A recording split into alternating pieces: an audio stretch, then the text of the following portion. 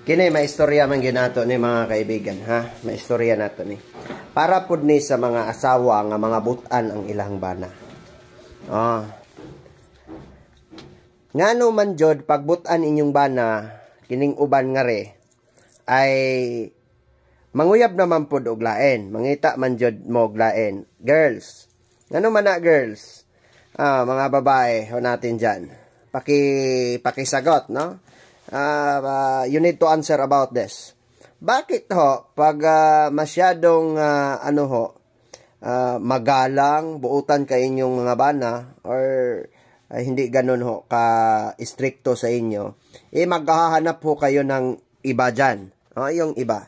Kasi may nagchat-chat sa atin, yung asawa niya iniwan sa bahay, ay ang ginawa walang iba kundi mag-chat-chat ng ibang lalaki. Pag tayo po guys, mga kaibigan, ay nandun na sa isang pamilya, you never been to engage anyone in chat, call, or anything about that. Kasi hindi po yan ang utos ng Diyos, di ba? In the first place, hindi po yan utos ng Diyos. Unang-una sa lahat, may asawa ka na at may anak na. Nganong mo chat pa man ka dito sa uban? Meaning to say, gigamayan ba ka sa sa imong bana, gikulangan ka, or there is a lack of communications about that. Or kulang ka sa ukay sa imong bana. Mauna nga mangita ka kinsay maayo mo ukay. Inana ba girls, no?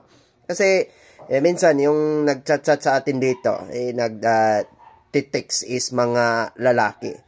Iniwan daw nila, no? Ibili nila ilahang asawa pero dili mabilin sa balay. Unsay angay buhaton. Kung totoong kasal ho kayo, it's maybe you go to the police station to file a case against your wife, no, mga kaibigan, to the court, no, para you can file the annulment, o ganun ho mga kaibigan. Para hindi ho kayo darating sa ikay makapatay or pumatay ng tao. Pag gusto nyo, gagawin nyo.